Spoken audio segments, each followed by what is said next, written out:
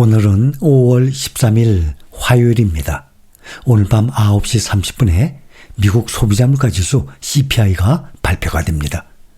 정규장이 열리기 1시간 전이니까 9시 30분에 발표 직후부터 또 선물지수가 등락을 할 것입니다.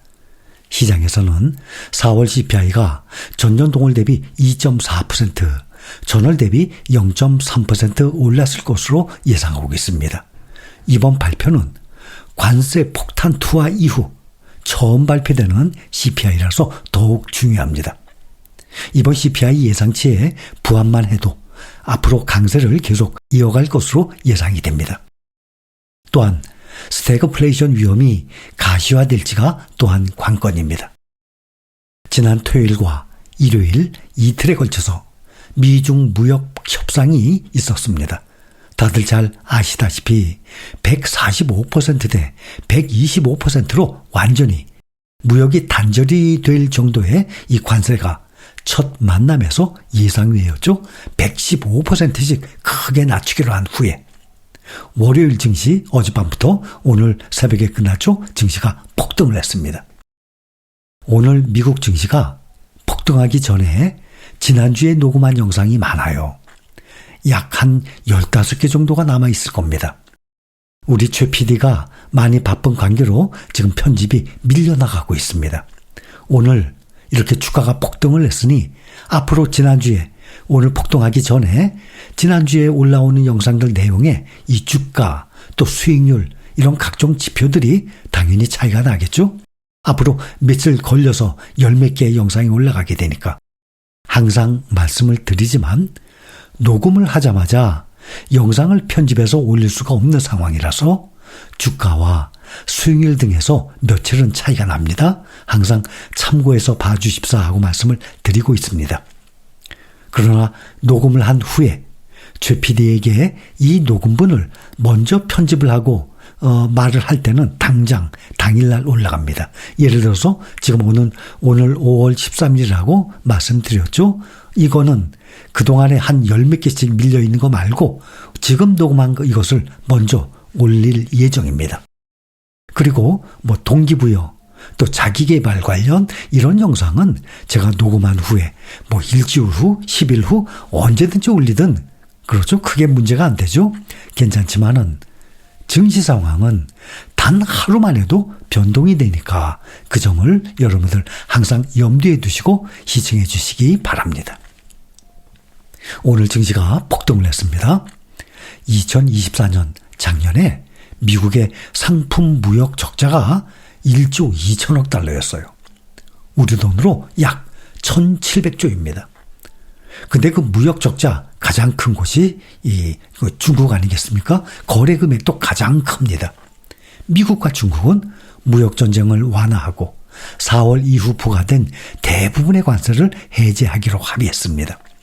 두 나라가 무역 협상을 위해서 90일 동안 상호 관세를 10%로 생각 외죠. 상상 외였습니다. 10%로 낮추기로 했습니다.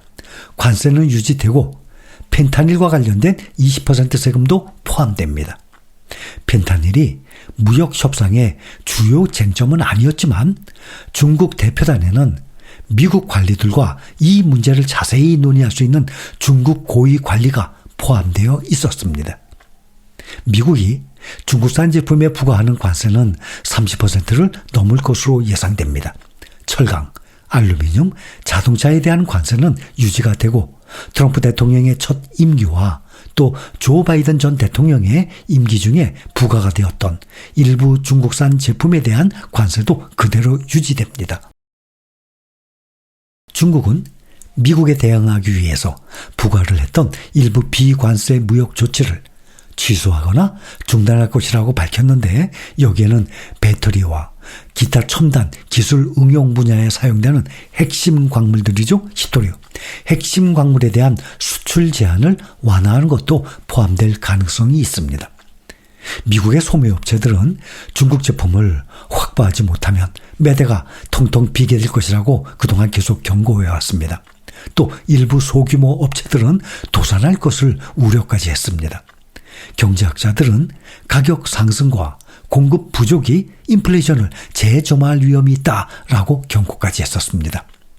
또 중국 입장에서는 미국과의 무제한적인 무역 충돌, 이것은 미국 소비자를 대상으로 하는 거죠. 수출, 이 수백만 개의 일자리를 위협할 뿐만 아니라 중국산 수입품 이 급증을 우려하는 또 그 외의 다른 국가들과의 무역 긴장을 또 악화시킬 가능성이 있습니다. 그래서 중국은 최대 600만 개 이상의 일자리가 사라질 수 있다는 심각한 전망까지 나왔었습니다. 또 중국은 보잉 항공기 부품, 또 가장 중요한 특정 반도체 등 이 여전히 필요한 일부 미국산 제품에 대한 이 접근성을 잃을까 봐 우려해 왔습니다. 생산량이 수요를 앞지르면서 중국 공장에서 나오는 상품 가격이 지금 2년 넘게 하락세를 보이고 있습니다. 무역 장벽이 더욱 높아진다면 이러한 디플레이션 추세 더욱 심화될 것입니다. 중국 공장들 사이에서는 전반적으로 안도감이 느껴지겠지만 30% 관세가 부과가 되면 앞으로 12개월 동안 중국의 대미 수출이 36% 정도, 그러니까 그동안보다 한 3분의 1 정도 감소할 것으로 추산이 됩니다. 4월 지난달 중국의 대미 상품 수출량은 관세 인상으로 전년 대비 21% 감소했습니다. 앞으로 90일 동안 잠시 동안 중단되었던 이 미중 무역이 급증할 가능성이 높습니다. 며칠 전만 해도 거의 불가능해 보였던, 생각도 못했던 이 천만남의 협상 내용이 나온 것입니다. 이 소식에 미국을 비롯한 여러 주요 나라들의 주식시장이 지금 급등을 하고 있습니다. 달러와 채권 금리는 상승했는데 이는 무역 긴장이 완화됨에 따라서 미국 경제 성장이 더 빨라질 것이라는 기대를 반영한 것입니다. 수출업체들은 안도의 한숨을 내쉬고 있습니다. 미국과 중국이 관세를 낮추기로 합의하면 경기 침체 위험이 낮아질 것입니다. 관세 인하로 인해서 미국 GDP에 대한 일부 예측도 개선되고 있습니다. 관세 인상이 완화되더라도 관세는 인플레이션을 심화시키고 성장에 부담을 줄 가능성이 높습니다. UBS는 중국 관세를 낮추면 올해 약 0.4%의 추가 성장이 가능할 것으로 보고 있고, 옥스퍼드 이코노믹스는 올해 2025년 연간 GDP 성장률 전망치를 0.1% 상향 조정해서 1.3%로 제시했습니다. 무역 갈등 완화 덕분에 미국이 올해를 약간의 성장으로 마무리할 것으로 생각합니다.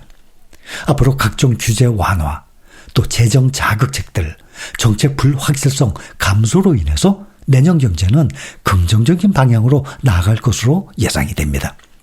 그러나 중국을 비롯한 여러 국가에 대한 최종 관세율은 트럼프 대통령 취임 이전보다 상당히 높아질 것으로 예상됩니다. 이것은 기업의 이익률을 떨어뜨리는 동시에 소비자들의 수입품 가격 상승으로 이어질 수 있게 됩니다. 이번에 일시적으로 높은 이 관세 중단은 확실히 상품을 인도받는 데 도움이 되지만 앞으로 수익성에는 영향을 미치게 됩니다. 관세에 대한 불확실성이 지속되면 기업들이 신규 공장, 또 장비 투자나 인력 충원 이런 걸 다 꺼릴 수 있게 됩니다. 또한 이민 단속, 정부 예산 삭감, 또 해고, 학자금 대출 상환, 재개 이런 것들이 백악관의 최근 조치들로 인해서 미국이 또 위험에 직면할 수도 있습니다. 지난주에 영국과 무역 협정을 체결한 데 이어서 이번에 나온 이번 조치의 근본적인 메시지는 트럼프 대통령이 미국 경제를 위험에 빠뜨리고 있는 이 극심한 무역 전쟁을 완화하려 한다는 것을 느끼게 해줍니다.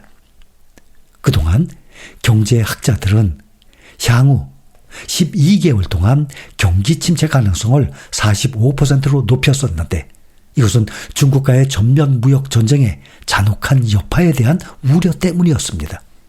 그렇지 않아도 중국 상품에 대한 관세가 미국 경제가 감당하기에는 너무 높아서 결국에는 관세가 인하될 것이다 라고 예상은 했었는데 이번 합의는 파격적이어서 더욱 놀랐습니다. 심각한 피해를 피할 만큼 빨리 관세가 인하되지 않을 가능성에 대해서 그동안 시장에서는 크게 우려를 해왔었습니다.